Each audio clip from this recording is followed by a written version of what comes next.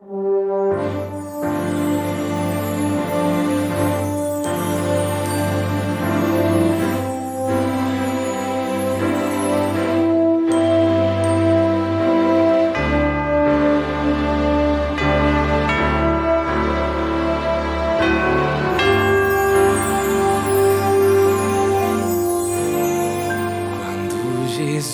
te chama e tu não vens.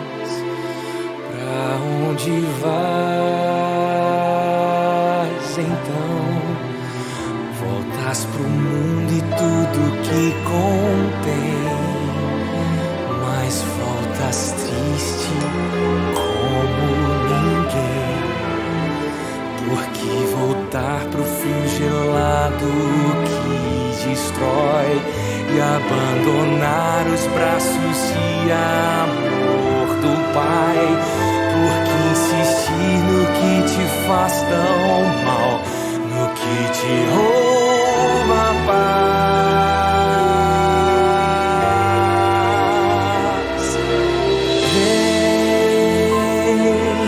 Vem pra Jesus, vem pra Jesus. Agora é o momento, não podes deixar pra depois.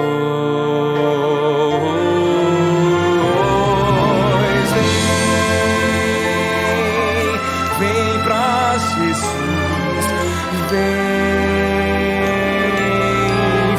pra Jesus. Agora é o momento, não podes deixar pra depois.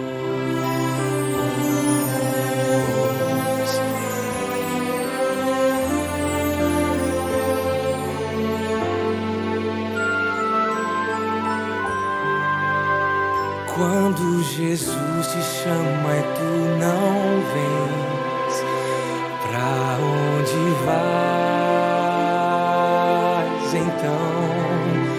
Voltas pro mundo e tudo que contém, mas voltas triste como ninguém. Junto de Cristo existe sempre um bom lugar, onde calor e abrigo pode se encontrar, e onde a vida pode retomar sua força e seu vigor.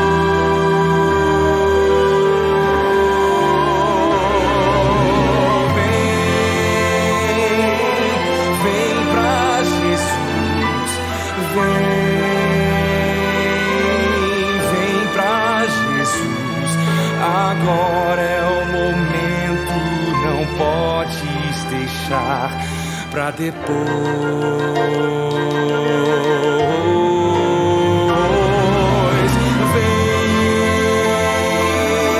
Vem pra Jesus, oh sim, vem pra Jesus. Agora é o momento, não podes deixar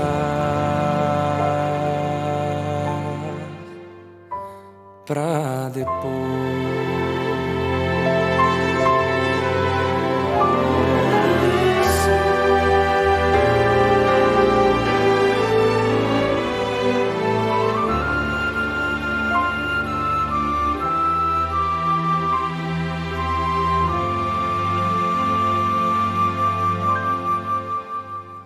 Quando Jesus te chama e tu não vens, pra onde vais então?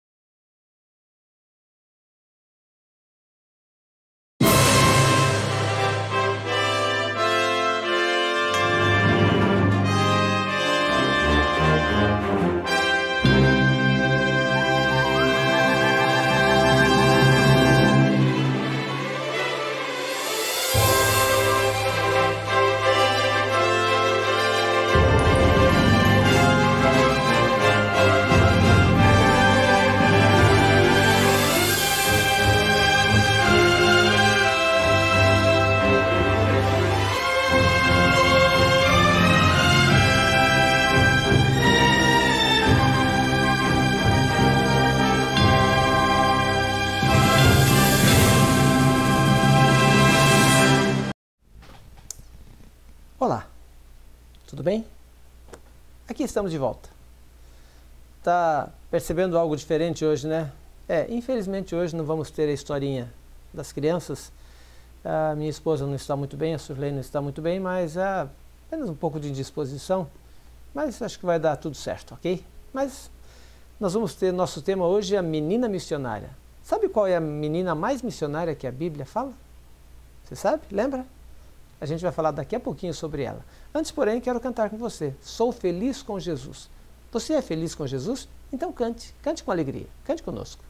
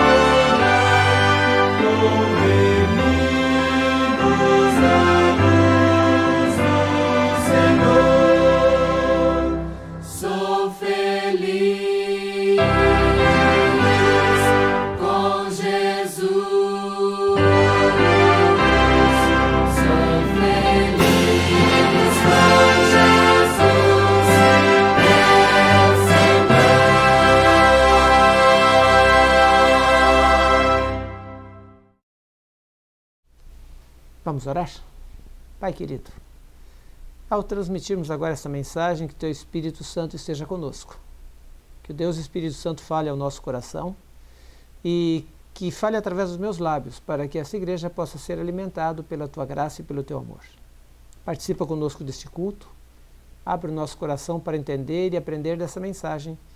É o que pedimos em nome de Jesus. Amém. Muito bem, não sei se você já sabe, mas nós temos 2 horários agora aqui, toda a Igreja Adventista da região de São Paulo, do estado de São Paulo, tem 2 horários para orarmos, especialmente pela situação pela qual o país está passando. Às 9 da manhã e às 15 horas. Horários esses que devem ser, pare o que você estiver fazendo nesse momento e ore. Ore pela situação do país, ore pelas pessoas que estão doentes, ore pelas pessoas ligadas à saúde que estão trabalhando na recuperação deles, estão ajudando essas pessoas.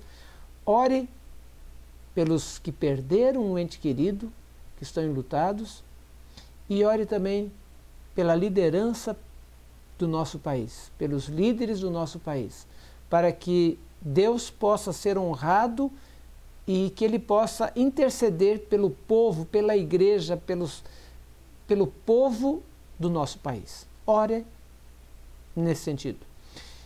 Quando a igreja se une para orar, coisas muito boas acontecem.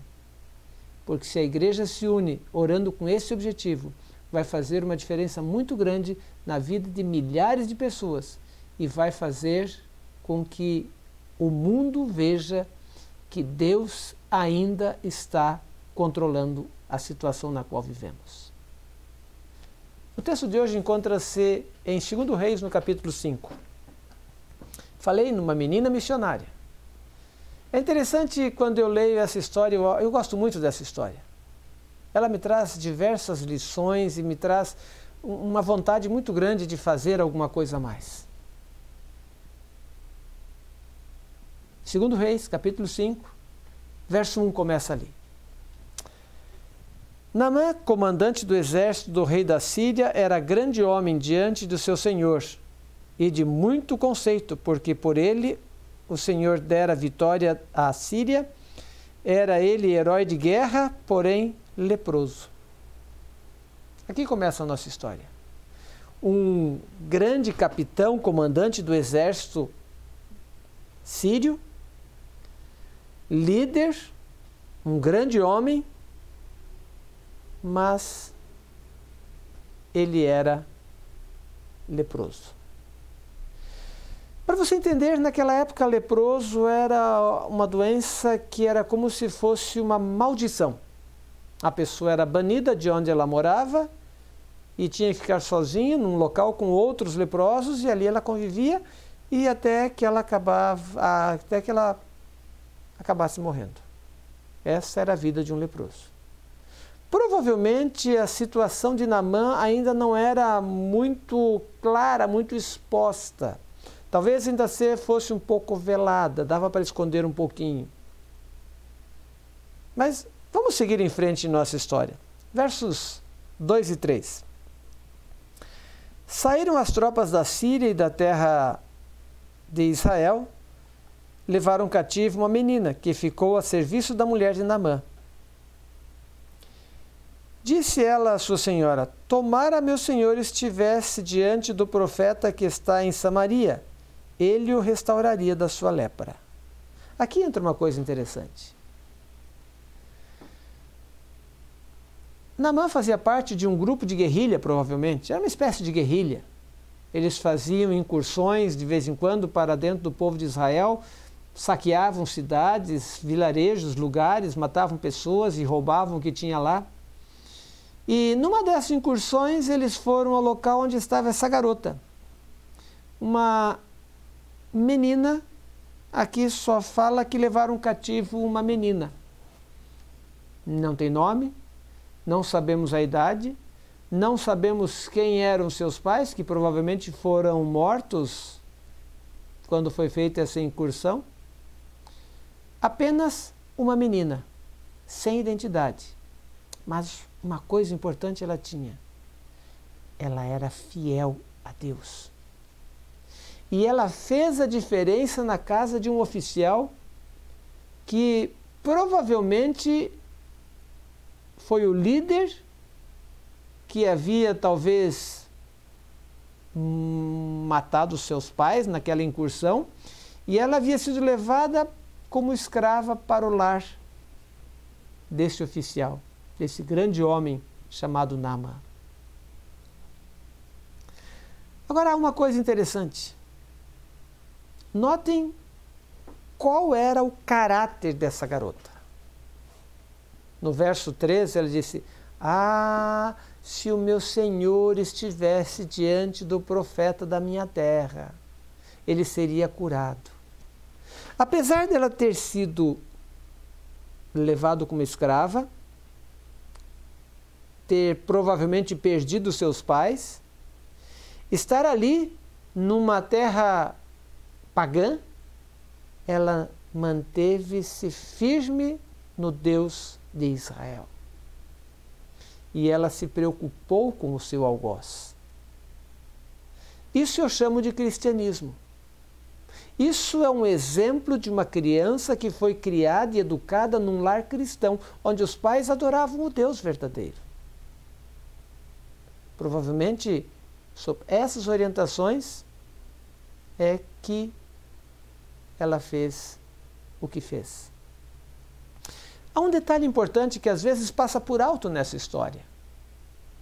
A crença naquela época era a seguinte: a guerra entre os países não era só guerra entre os países.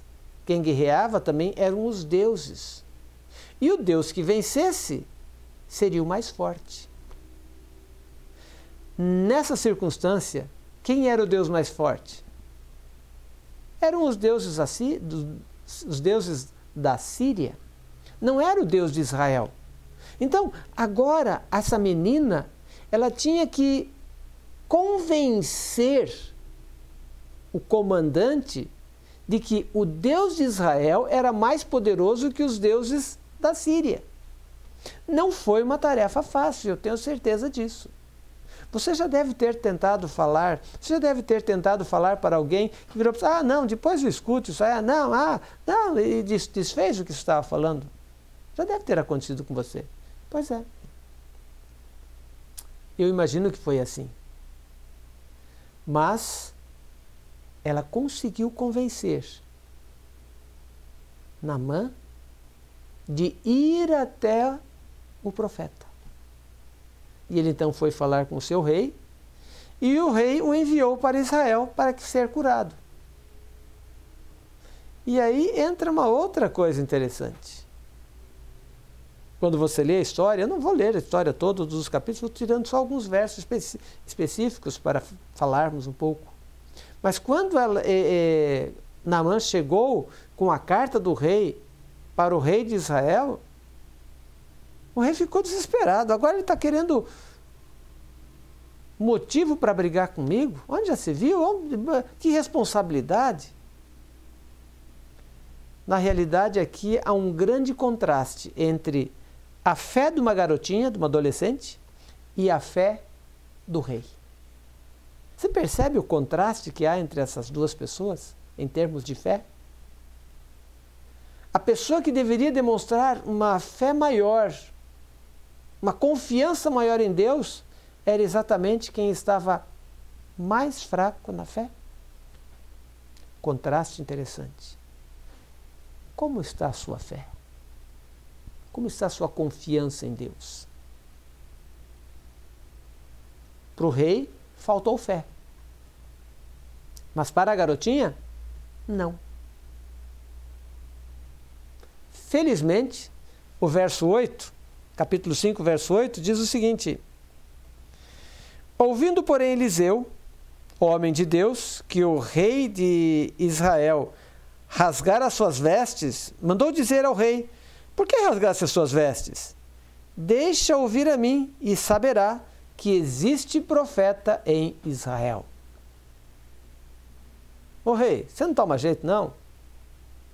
Onde é que está a sua fé? Fala para ele vir aqui. Você não me conhece, rei? Foi mais ou menos isso que Eliseu fez. E então, ele foi. E aqui é uma outra coisa interessante na vida de Eliseu. Eliseu era um profeta simples. Ele não gostava de holofotes. Ele não gostava de ficar à frente. Era um profeta que atuava no poder de Deus, nos locais reservados, e fazia sempre o seu melhor. ele não precisava de holofotes para fazer as coisas. Isso é um outro exemplo para nós. Nós não precisamos ficar nos holofotes. Deus está em todos os lugares. E Ele vê e recompensa os filhos. Então vamos lá, vamos ler. Agora, capítulo 5, versos 10 a 13. Então Eliseu lhe mandou a mensagem. Verso 9 diz: Veio então Amã com seus cavalos, seus carros, parou à porta da casa de Eliseu.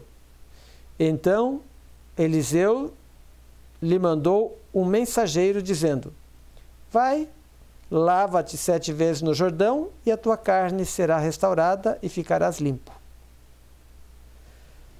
Naamã, porém, muito se indignou e se foi, dizendo: Pensava eu que ele sairia ter comigo, pôr-se em pé, invocaria o nome do Senhor seu Deus, moveria a mão sobre o lugar da lepra e restauraria o leproso.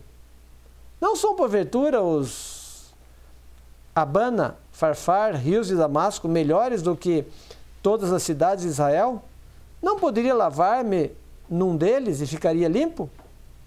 E ele voltou-se e foi com muita indignação. Então se chegaram a ele os seus oficiais e lhe disseram: Meu pai, se te houvesse dito o profeta para fazer alguma coisa difícil, acaso não a farias? Quanto mais, já que apenas te disse: lava-te e ficarás limpo.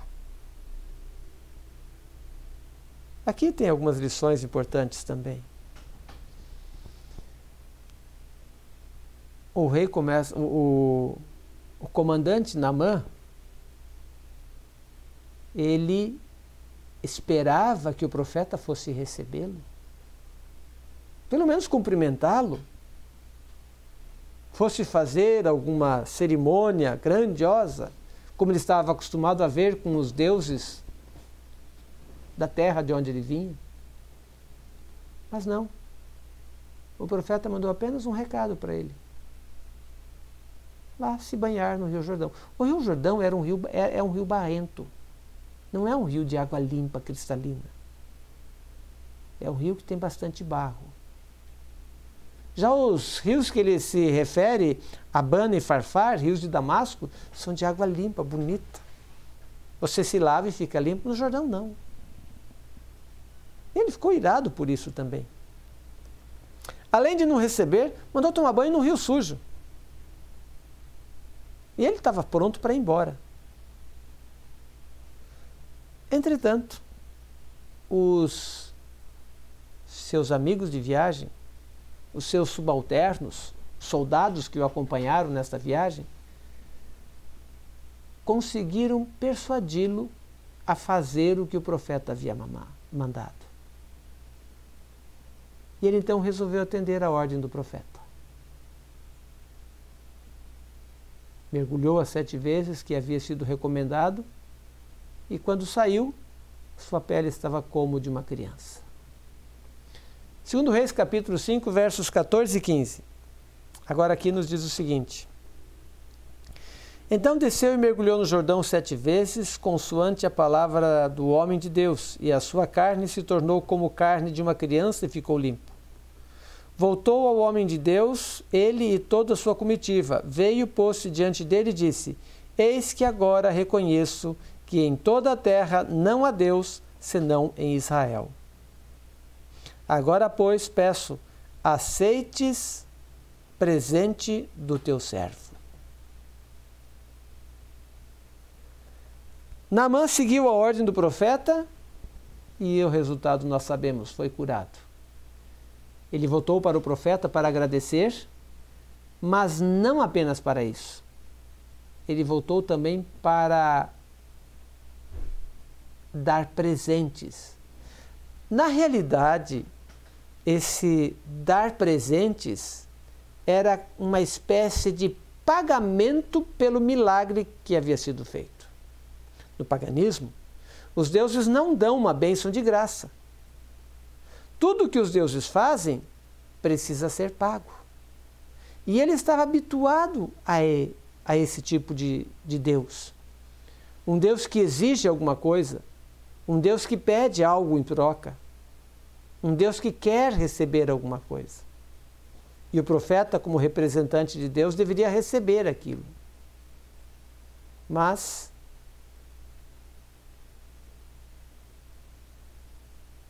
Eliseu não quis. Eliseu não respondeu. Não aceitou. Aqui tem mais uma lição. O que o profeta quis ensinar para Naamã é que o Deus de Israel, ele era mais poderoso do que os outros deuses. Como ele reconheceu, reconheço que não há Deus fora o Deus de Israel. E mais uma coisa, o profeta queria mostrar que esse Deus era o Deus que fazia algo pelo povo. E também fazia algo por alguém estranho. E não cobrava por isso. Não ficava cobrando pelo milagre. Infelizmente hoje muitas pessoas querem comprar os milagres de Deus. Eles não querem Deus no coração, eles querem apenas o milagre de Deus.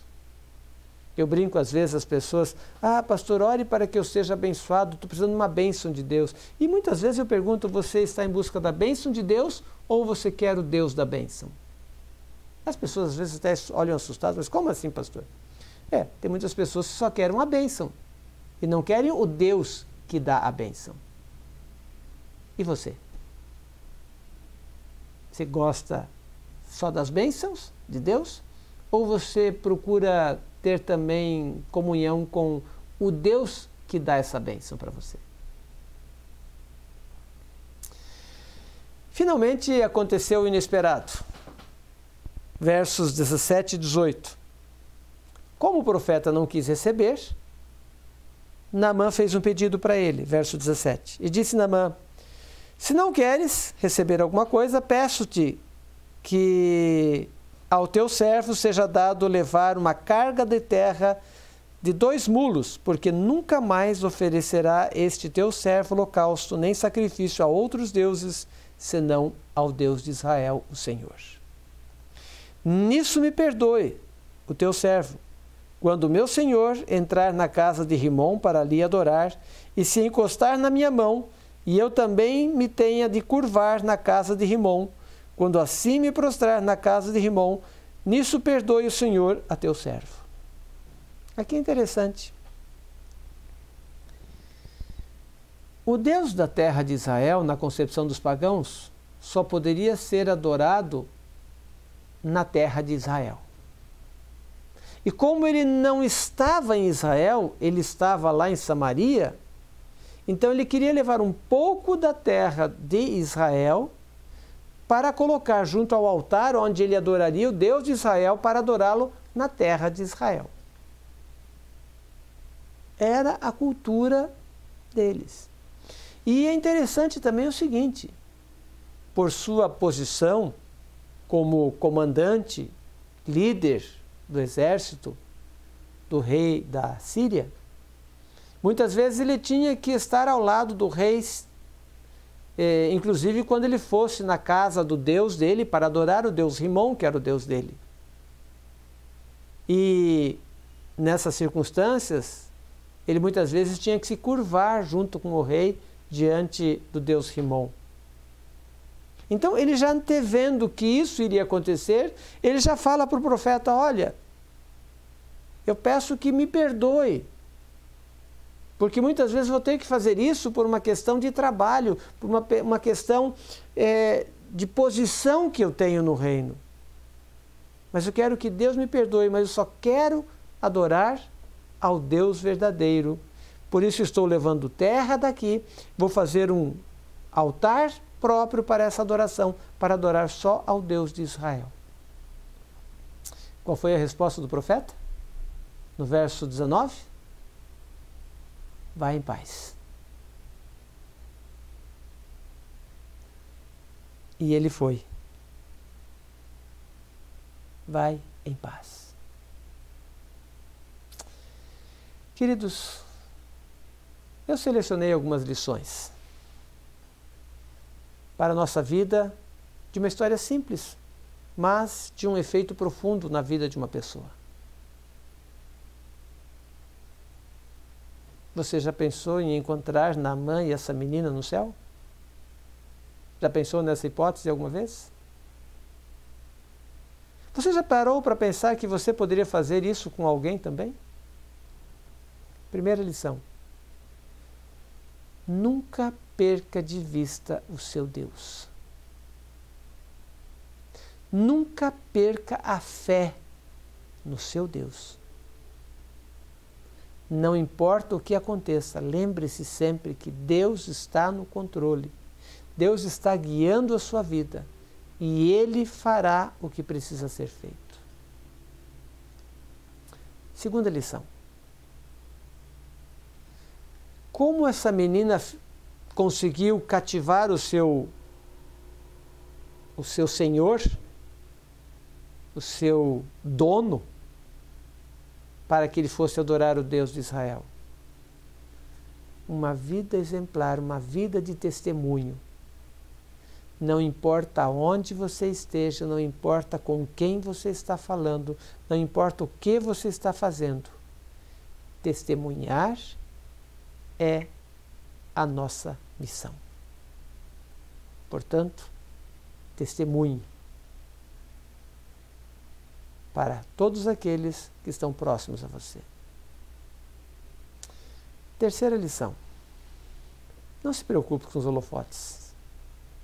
Preocupe-se apenas em fazer o melhor. Não importa se alguém vai notar ou não. Eliseu não estava preocupado em estar à frente. Oh, Eliseu fez um grande milagre. Não, nada disso. Eliseu ficou tranquilo, sem se preocupar em estar à frente nos holofotes. Quarta lição. Às vezes Deus dá algumas ordens que parecem estranhas, né? Algumas coisas que parecem assim imprevisíveis. Obedeça às ordens de Deus, mesmo que pareçam contrárias a tudo o que você imagina. Veja bem, para Abraão, Deus deu a ordem dele sacrificar o seu filho. Era algo totalmente contrário a tudo aquilo que Abraão havia aprendido de Deus. Mas Abraão foi. E o resultado? A salvação. A ordem de Naamã foi mergulhar no Rio Jordão. A ordem para outras pessoas sempre foi para fazer alguma coisa em algum lugar. Aquele endemoniado de Gadara, o gadareno, que ficou aos pés de Jesus, ouvindo, a ordem de Jesus para ele, ó, vá para a tua casa. Mas, Senhor, eu não tenho experiência nenhuma. Ele diz, vá para a tua casa e conte o que Deus fez por você. Testemunhe. Obedeça a ordem de Deus, não importa qual seja. Quando Deus manda, Ele sabe o que está fazendo. Quinta, não faça as coisas apenas pensando em recompensa. Porque às vezes a recompensa não vale a pena. Ou às vezes Deus tem uma recompensa maior. Uma recompensa melhor. Deixe nas mãos dele. Ele sabe o que faz. E por último, lembre de uma coisa importante. O meu Deus, o teu Deus, é o Deus do impossível e o Deus do imprevisível. Portanto, deixe-o fazer o que ele achar melhor na sua vida. E como filhos de Deus, mantenha-se sempre ligado a Ele, pronto para servi-lo e fazer a sua vontade. E que Deus abençoe você, para que você seja, assim como essa garota, a luz do mundo, o sal da terra, para levar outras pessoas a conhecer esse maravilhoso Deus, que é o Deus que você e eu adoramos. Sal da Terra é o hino que eu quero cantar para terminar o culto de hoje. Vamos cantar juntos. Você é o sal da terra também. Você está salgando a vida de alguém, ou melhor, tornando melhor a vida de alguém? Cante junto conosco e faça a sua parte.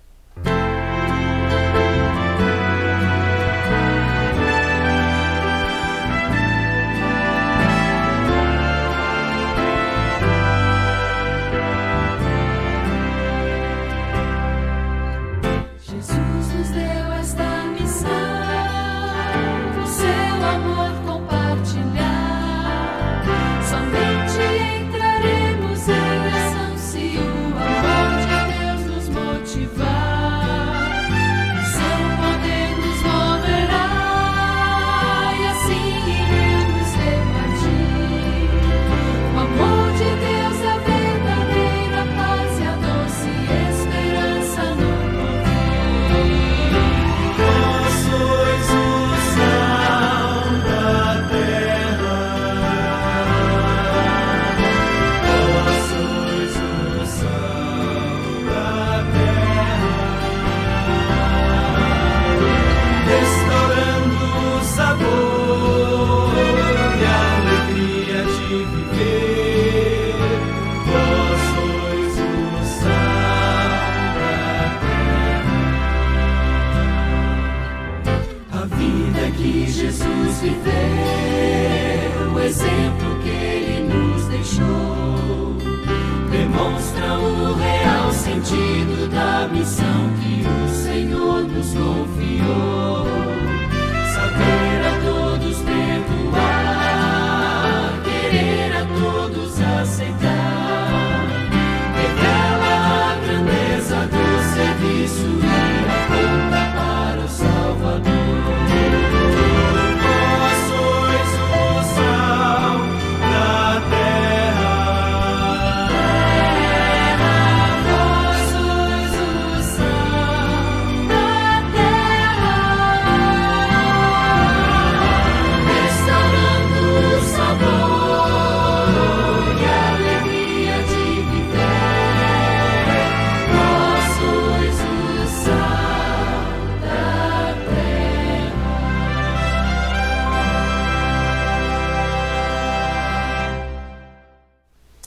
Vamos orar. Pai querido, O vídeo 4 da semana. somos gratos porque cuidas de nós. Somos gratos porque nos chamaste e escolheste para sermos tuas testemunhas, luz nesse mundo, sal da terra, para que pessoas sintam o desejo de conhecer mais a teu respeito. Pai querido, que assim como essa garotinha, que não sabemos o nome nem a idade, nada a respeito dela, possamos ser também luz para aqueles com quem nós vamos entrar em contato. Pela tua honra, para a tua glória, possamos levar pessoas a teus pés através da nossa vida. Estamos nos colocando em tuas mãos, pedindo a tua direção e o teu cuidado, e o fazemos em nome de Jesus. Amém. Obrigado por ter participado conosco do culto. Lembre-se, 2 horários de oração nós temos: 9 da manhã, 15 horas. Horários em que todos os irmãos adventistas do estado de São Paulo estarão unidos em oração, pedindo pelo país, pedindo pelos doentes, pedindo pelos que estão cuidando dos doentes, pedindo também por aqueles que perderam um ente querido e pedindo pelo nosso governo. Você gostou da mensagem? Compartilhe, curta a página. Se você não está inscrito em nosso canal no YouTube, ainda se inscreva e vamos lá participar para ter mais pessoas conhecendo o maravilhoso amor de Deus. Que Deus abençoe e lhe dê um sábado agradável e gostoso na presença de Jesus. Um bom restante de sábado para você. Fique com Deus.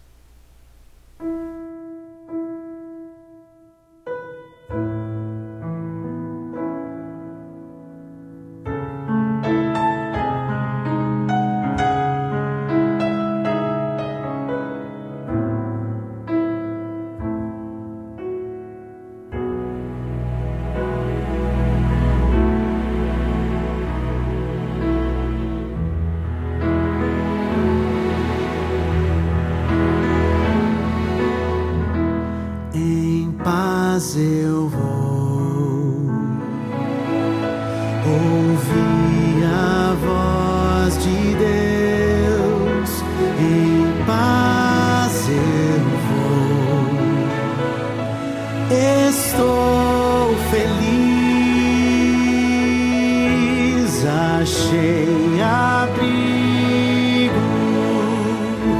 em sua casa, em paz estou com meu Jesus.